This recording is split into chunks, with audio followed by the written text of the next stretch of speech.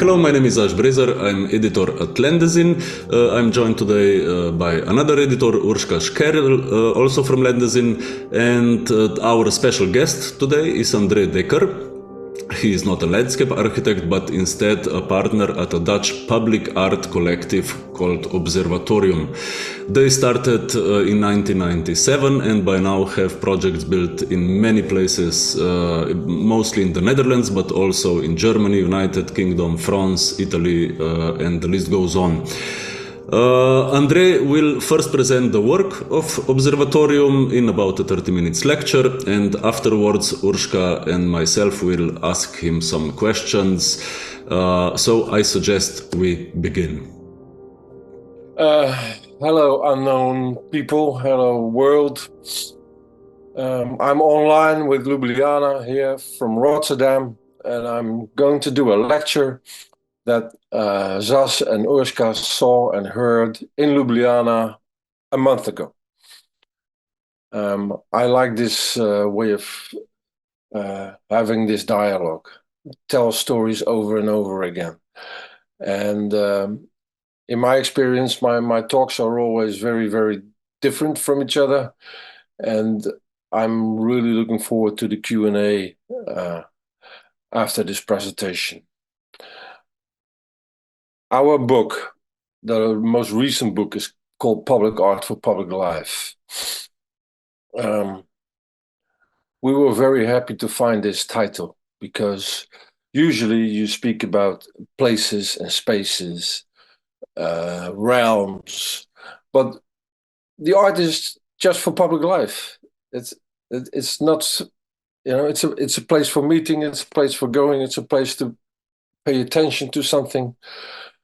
And soon enough, you will discover that landscape architecture is a big, big part of our scheme of work. These are my two major books. Left, Big Pieces of Time, title, also a motto for us, you know. How can you give not only an artwork or a space for art, but also how can you try to convince people to take time to be somewhere for a longer period of time and pay attention to the world. Observatorium usually is a place for looking at the cosmos. We use the term to look at the world. This one was actually our first construction made outdoors permanently. And as it so happened, we designed this while reading The Enclosed Garden by Saskia de Wit. She was involved in this area. She had some pages about enclosed gardens next to highways. And our first models were shown to her on this site. We had no idea what landscape architecture was, but we knew about this book and we loved it because we didn't pay so much attention to the term garden as well as to the architecture that surrounds this space.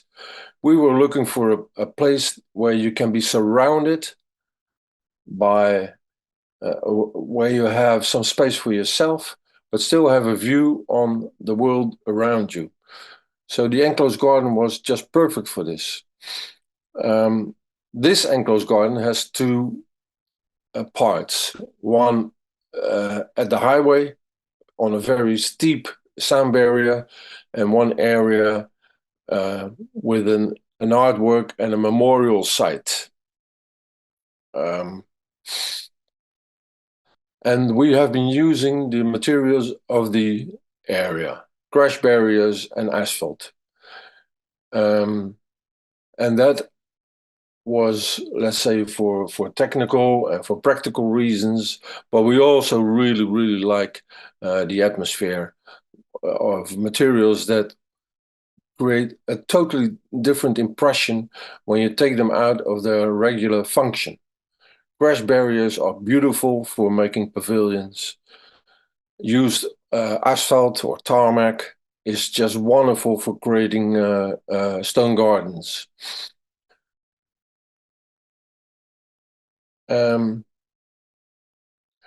What I always find very interesting is that we had a lot of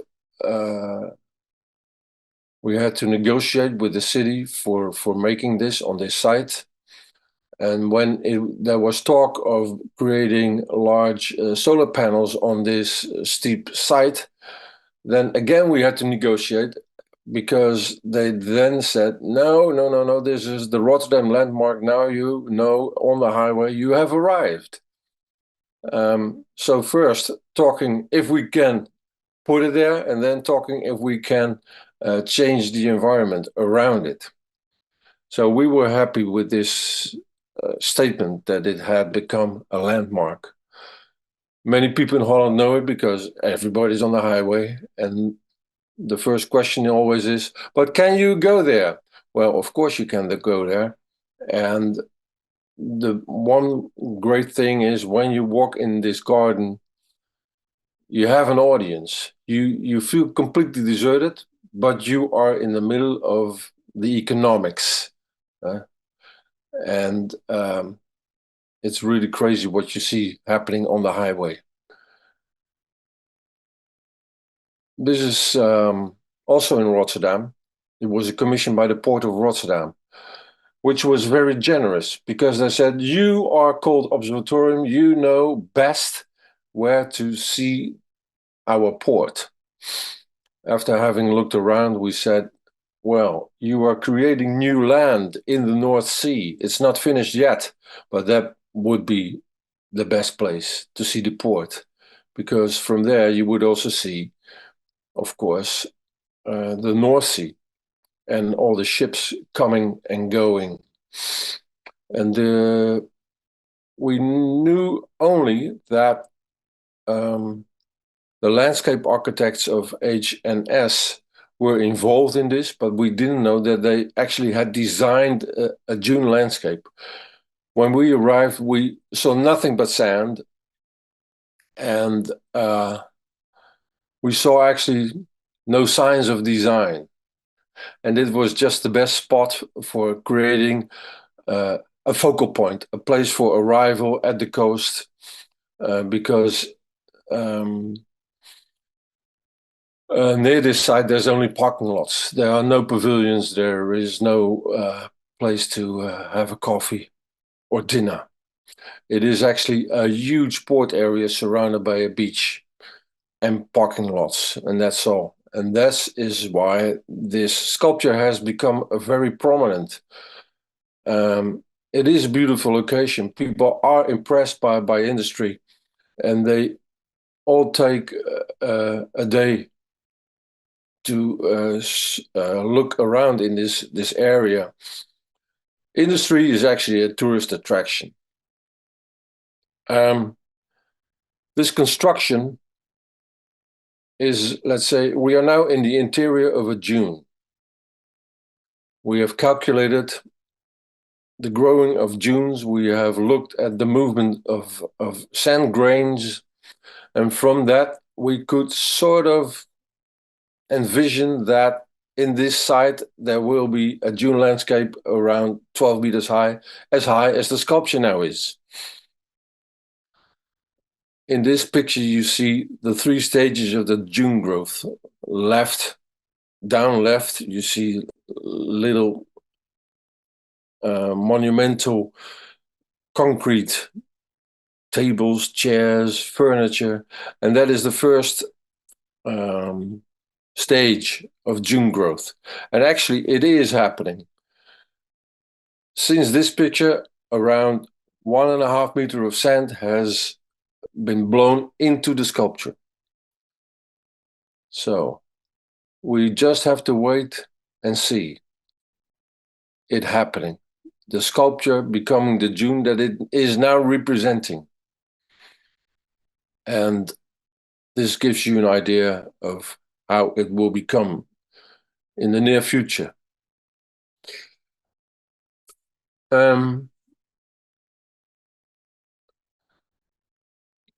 every project, I start with an indication of what we see, how we see our project as a garden.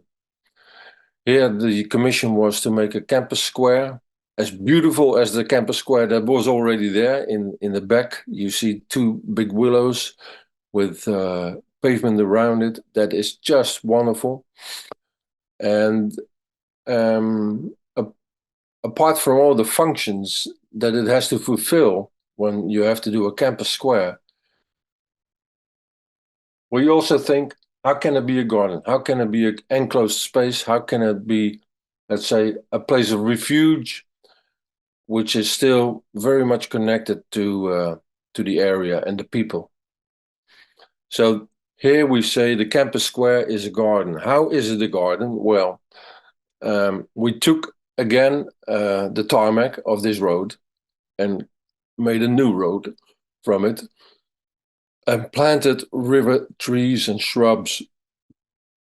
The significance of this is a legend. We thought people should have to know that we are in a dangerous area over here. The site has been flooded time and time again in Grenoble. We don't know if we can expect it again, but actually the campus site is created by the river now surrounding it. And in the background, you see a large sculpture, and that is, let's say, an abstraction of a tree falling over a river of asphalt, which says that exactly at this site, the river took a new riverbed. It was diverted in a storm, and that is really true. But no one knew this story. And by this sculpture and this asphalt river, we tell it again and make it for everybody clear in what kind of precarious ecological situation actually this rich and beautiful campus is.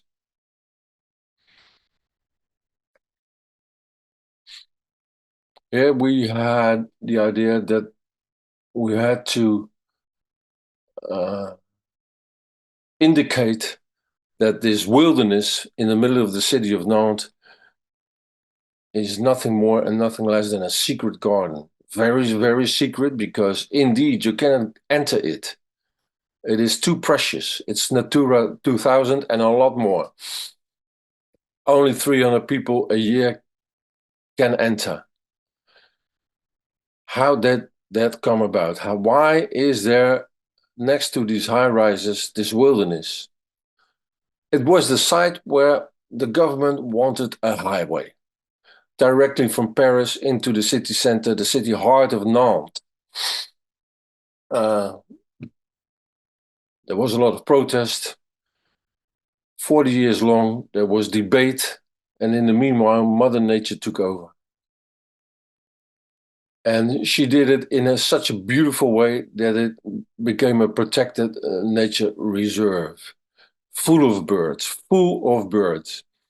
So the bird association was also involved. They said, well, if they cannot go in, how can we at least then make them look inside?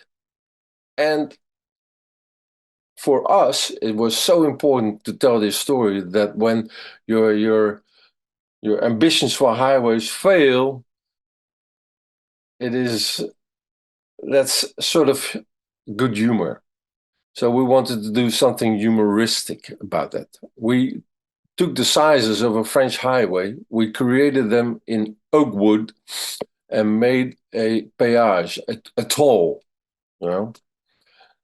indicating that there once should have been a highway with a toll on this site.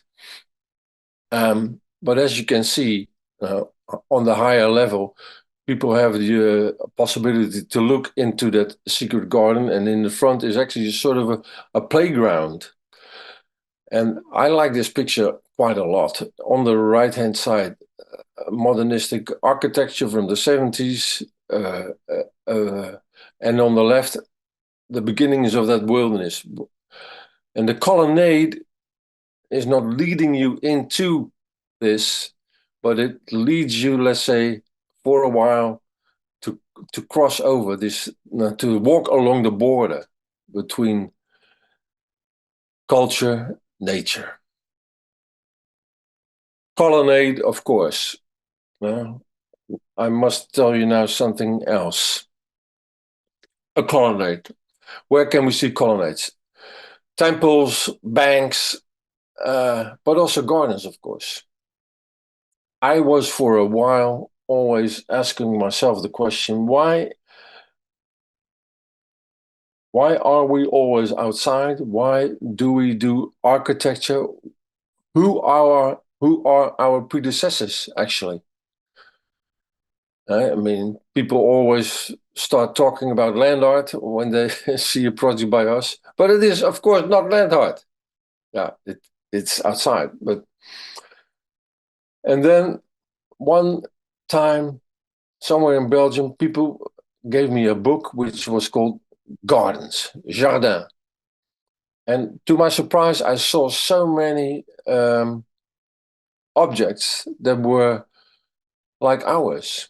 Columns, bridges, viewpoints, terraces, balconies, you name it. And this category in this book was called Architecture associée avec jardin. So it's architecture, but it is for gardens. So we're not talking about the follies. We are talking about the equipment, the infrastructure for gardens, which are done, the balustrades or the bridges, they are done so beautifully, but they're not really recognized as works of art. So it got me thinking about the nature of gardens, the nature of artworks, and the ensembles you can create with them. How can we do an ensemble? Is since a couple of years always my question. An ensemble together, of course, then with landscape architects, because they are responsible for the ecology of the site, the planting, etc. We are now have arrived at Zollverein Park, industrial heritage, UNESCO, a hugely thriving industrial nature over here. They are finding species every year. Hundreds and hundreds of species have found a place over here. And it was said, the competition said, you must create a park around these buildings. You have to do lighting, and you have to do communication design, and you should include an artist in your team. And as this picture already tells you, it's chaos. How to find your way here? They have tried this with science, and we said, well, no, that probably won't work in the future, because this is a place that is in transformation all the time. So we need people, no science. And yeah, actually a very simple idea. How can the artist help finding people the way? And we said we are going to do entrance pavilions in such a way that people from the area have a very nice place to be, and where they can meet the visitors. This one here has even a garden. This is an entrance pavilion with a garden.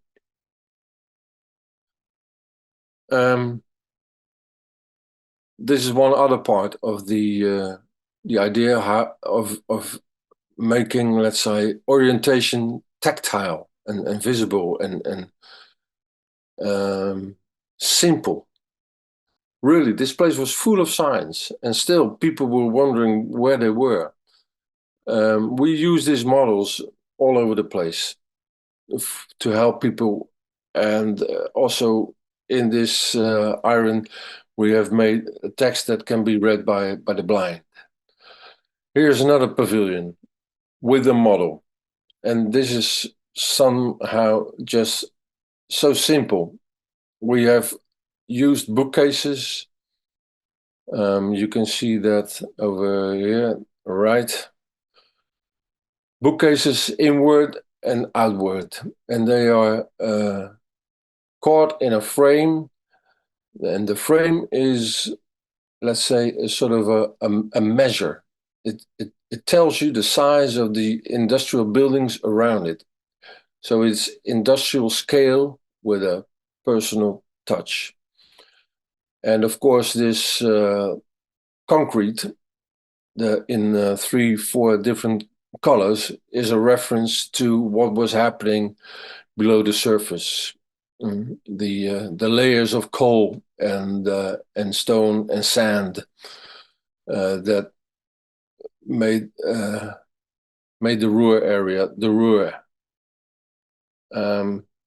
Here, this is a mine shaft rising up from the ground, also in different colors.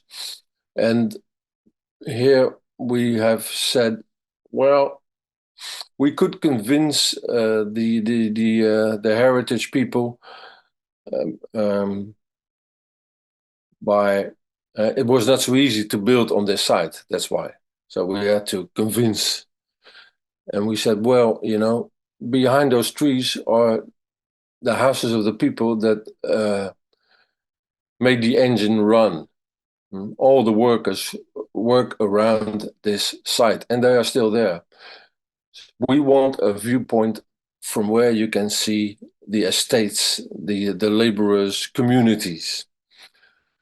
And I am still sort of really proud of that this connection is visible. And also the people from the area that lost their jobs, of course, are now representing Zollverein in the cabins and guiding the people. Happening here.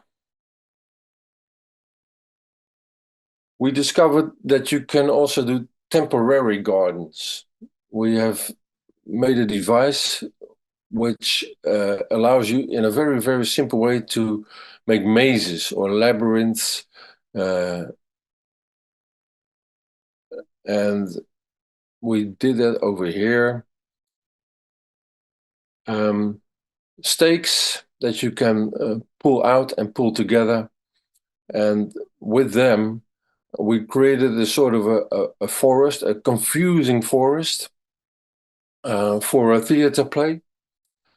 And you would walk from one room to the other, seeing all the other rooms, but not knowing how to get there. And it was a sort of a very gentle, but very thorough and complete transformation of this area that is really a beloved place in Glasgow. And it taught us a lot of lessons about creating lots of space by dividing space. And it also told us that the boundary is really, really essential for having this idea that you are in a garden, that you are protected, that you are surrounded.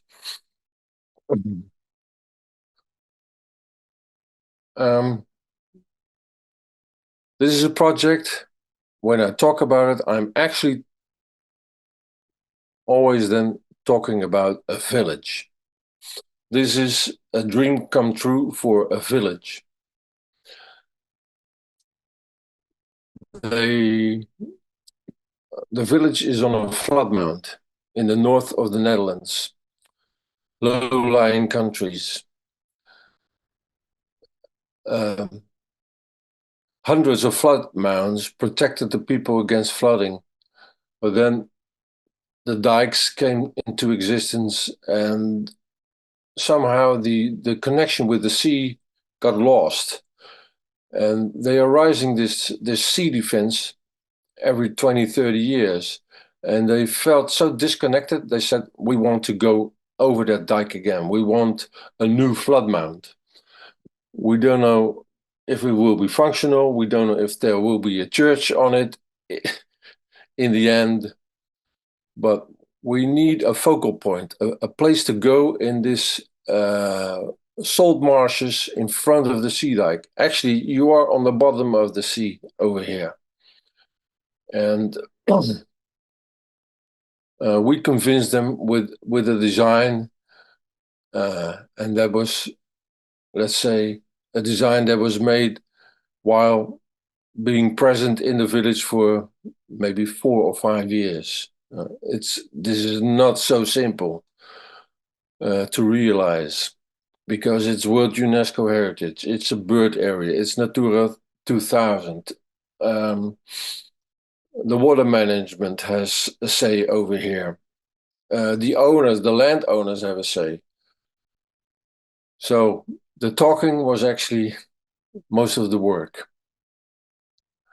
From the top, you can clearly see we made we made a colonnade again, and we made benches, and it expresses in a very simple way our motto: a flood mount, you will not create it in one go. It was always, let's say, created over the years. So we said we are going to lay a foundation for this. And maybe in the end it will be as high as the columns are. But we are in a very precarious and uncertain situation. So it is not really advisable to make a permanent work of art that will not change with the tides. So the foundation is laid, rising up from 1 meter up to 7 meters, and they could add soil, and they could maybe even add architecture.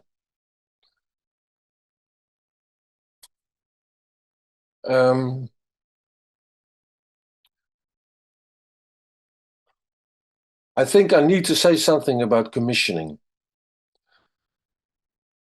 If there is not a board or a committee or a private person with money and ideas, then we cannot work. And actually the commission is already half the work. Here it said we have flood plains next to the river. It's only for cows, and we want it to be used by the people. It should be a park. Well, that is an excellent idea, and truly half the work. How to execute that? And with a very, very open mind, they invited artists to just tell them what their fantasies are, and then it would be talked over, and then it would be decided if it could be part of the park. So had we not responded, they would have made this park anyway. But they wanted to have an open mind to the imagination of artists without promising anything. And we said we like the idea that there's so much traffic around it, and it is still a bird sanctuary, this river. So we proposed a transferium, to look at the birds, to get out of the car and to have a stroll. And I always, it's really a joke, but it is a very practical joke. It works. It's on top of the dike. The cyclists, they just follow the route, and they are for a moment in a very exciting,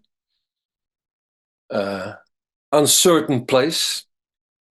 And you can actually go there and have the best view on the birds, because birds are not afraid of people, not afraid of cars. They are afraid of people. So, you know, success is guaranteed when you take your binoculars in your car to this site. And this is an overview of the total park they have created along the river. On the right, you see the iconic transferium for bird watching. Thank you for your attention. Thank you. Thank you for the presentation. I really appreciate the sense of humor that you have in in your work. I mean, especially with the last one, it's a kind of a really important messages, but still it gives them kind of effortlessness to the whole thing. So before we go maybe into some projects, and Urshka will probably have some questions too. You work a lot in landscape, of course, now we've seen, and you work a lot with landscape architects. For example, we've seen that Zollverein. How do these collaborations work? What did, for example, what have you learned about the collaboration with landscape architects? Again, I think we should begin with the commission. At Zollverein, it was clearly said you have to have an artist on your team, period. And most of the teams had an architect, an artist on the team, and he or she made an appropriate, good sculpture. And we said no. The whole area is a sculptural beauty. We want hospitality. I think Planengruppe has as its motto, we want to make space available and erlebbar machen. Räume erlebbar machen. Have an experience a site. They had an open mind talking with us. They knew our projects from before. It is a very generous and very friendly office.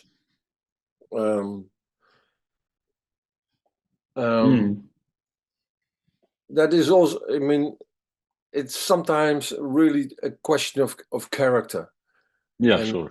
And humor, if you can collaborate or not.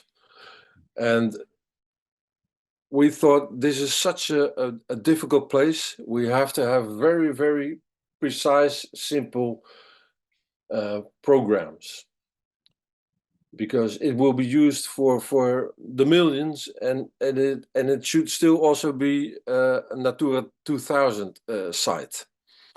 So one simple idea was, we are not going to plant one tree. Mother Nature has arrived, we only have to take care of her. So a lot of effort went into that. Secondly, we are not going to add any sort of furniture. Thirdly, communication is done by the people themselves who used to work there. All very, very simple things. And then we said, well, every factory once had a lodge at the entrance. We are going to do that again. And that is sort of well, not conflict, but it was really a change of atmosphere, because in earlier times, this industry was surrounded by a wall. You could not enter it. And to make it accessible, they said, we are going to tear down the wall. We need that. But, you know, a wall is also a place where you can invite people. It's not only to scare them off. You can make an entrance.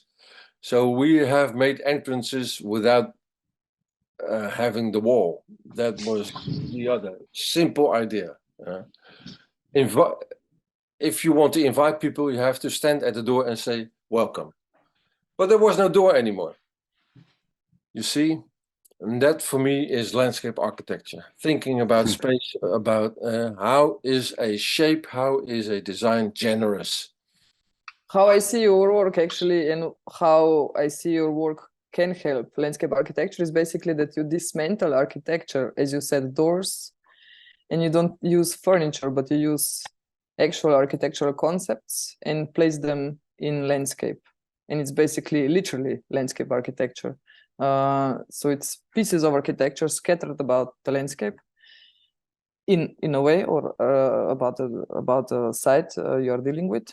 And it's in a way as building a playground that can be used by adults as well, which is fun and engaging. And I think that's what I took most from seeing your work or Observatorium's work.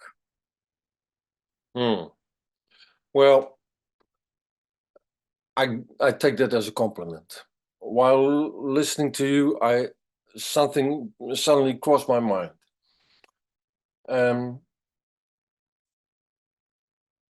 Florian Matzner, he's a professor of the history of art. He said, in a dramatic way, the ensembles we created in the Baroque time were dismantled. Everybody became autonomous, especially the artist. Now, and very often land art or public art suffers from this. It is autonomous, but it has also, of course, a function in the context. And saying it is site-specific doesn't say anything about context. That is just not true. Site-specific would mean to me the artwork is placed well. It fits, and it cannot go anywhere else. But does that help the context? Is it part of a bigger entity? Is it part of a park or a garden or a site? Is there an interaction between the artwork and the site? Is there a meaning in that artwork that stands for the area or the history of it? So what we want to do is make artworks that inform you about the environment where it is and tell you something about the history in an iconic way or in a literal way or in a way of architectuur parlante. And landscape architects generally, I would say, are really afraid of this. They base their plans on history. If there had been a river, they would maybe then also indicate a river with a different kind of pavement. But what they lack is a vision on how the art can enhance their work. Either they try to do the artwork themselves, or it becomes a sort of a boring place. Have you seen in the last years how much concrete the landscape architects are using? All those how do you say that? Levelings? They make benches with, and behind the bench there is a garden or something, and that is the generous place to sit on. And I think that is poor. So I would say the richness of our history is a history of collaborations of artists, water managers, and gardeners. Maybe if we stop at gardens, I'm not sure. Like, I wonder as well how you see the landscape. Like, what kind of ensemble do you see this landscape as? Because it's totally different from nature. It's not wild. It's not wilderness. It's not a park. What is it? And it's also curious to me how you work mostly in some liminal spaces, as those by motorways. Well, I always try to see the land in the landscape. For me, the landscape is an expression of a view, of a sight. It's if I say landscape, I mean this particular part. of land, including everything. It's a view to me. So I tried to think about this area before it became landscape. How was it used? Was it agricultural land, or was it flooded? Or how has culture, let's say, defined the views?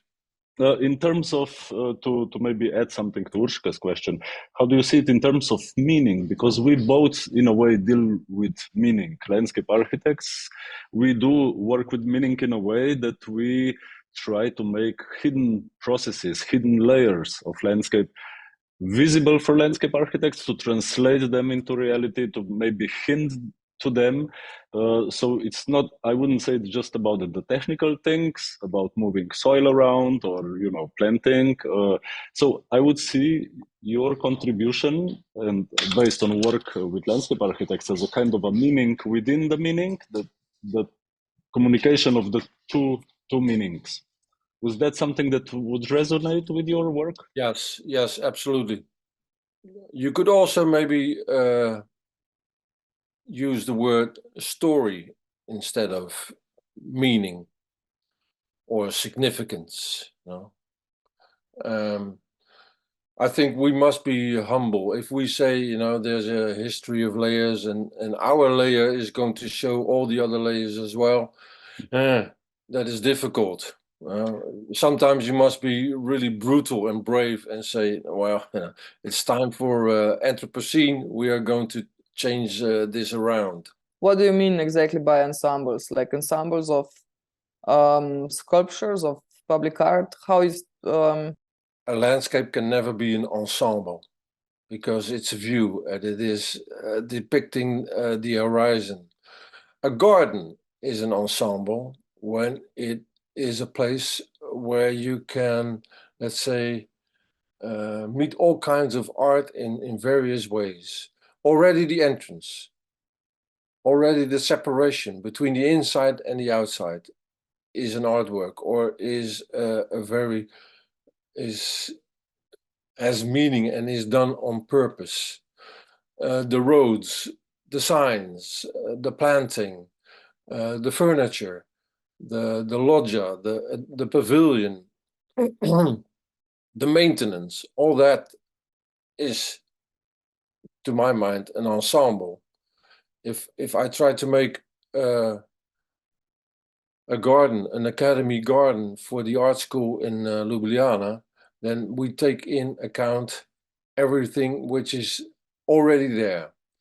But we touch and move around until there's a coherence that you say, this is moved from a space, a green space, to a site, to a place, which is an expression and which you can enter. To me, it is really, really vital for an artwork that you can be that you can walk around, that you can be inside, that you can have a view to the outside. This interaction is always very, very is full of tension. There was a wonderful moment when we were working on the Ljubljana Art Academy garden. We had been moving around and decorating and creating new furniture and planting for about 10 days. And on the very last day, we said, now we are going to do a booklet, but have we succeeded? I mean, is it already something? Is it an ensemble? And then someone stopped on the sidewalk and started making pictures of us. It made me, of course, very curious, because it's a place with a lot of cars and a lot of noise, and nobody pays attention to the art school or the front yard of it. But this man was curious, and I asked him, what are you seeing? He said, I am seeing an open air classroom. I love that. It is like home. in Mexico, we always go to school and spend our time outside. And I'm going to tell this to my daughter. She wants to study sculpture in Europe. So she should come to Ljubljana, because this is a garden as a classroom. And I said, well, congratulations, you are the first visitor. And I shook hands with him through the gate. And that for me was somehow a proof that with all the different elements we had been shifting around for 10 days, we had created something like an ensemble. And, you know, with simply put, it was planting, artworks, furniture, a place to be. I mean, yeah. You do it because you want to donate it to someone. You want it to be used. So this man was the first visitor, and we saw that the garden almost became part of daily life of the art school. When I talk about artworks, works of art, and landscape architecture, I speak of ensemble. If all the elements that you need are part of one vision, that they can speak for themselves, but you feel, let's say, welcomed by someone who has touched everything and put it in the right place. Thank you so much, Andre, for the presentation. Thanks for inviting me. It was a really pleasure to speak to you, and I hope we can continue the dialogue in life.